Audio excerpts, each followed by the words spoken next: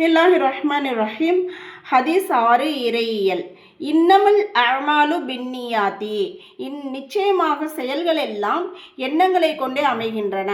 நாம் உள்ளத்தில் என்ன நினைக்கிறோமோ அதுதான் நம்முடைய செயல்களாக அமையும். ஆக நல்லதாக நினைக்கணும். ஹதீஸ் 7 வணக்கவியல். அத்துஹூரு ஷத்ருல் ஈமான். தூய்மை ஈமானின் ஒரு பகுதியாகவும் ரசூல்லா சொல்லியிருக்காங்க. அப்போ நம்ம இருக்கக்கூடிய இடம் நாம் அனைத்தையும் சுத்தமாக வச்சுக்கணும். ஹதீஸ் 8 வணிகவியல். மனின் தஹப நுஹுபத்தன் ஃபலைச மின்னா. எவர் ஒரு பொருளை அபகரித்து கொள்கிறாரோ அவர் நம்மை சார்ந்தவர் அல்ல. ரசூல் அப்படி சொல்லிட்டாங்கன்னா இஸ்லாத்துக்கும் அவங்களுக்குமே எந்த சம்பந்தமும் இருக்காது. அவன் யாருடைய பொருளையும் அபகரிக்க கூடாது. ஹதீஸ் 9 வாழ்வியல். அல் ஜன்னத்து தஹ்த அக்தாமில் உம்மஹாத்தி. சொர்க்கம் தாய்மார்களுடைய பாதங்களுக்கு கீழே இருக்குது, அவர்களுக்கு கட்டுப்பட்டு நடக்கும்போது. ஹதீஸ் 10 பண்பியல். இது தனிபுல் கலப. கோபத்தை தவிர்த்திடுங்கள். இன்ஷா அல்லாஹ் கோபத்தை விட்டுருவோம்.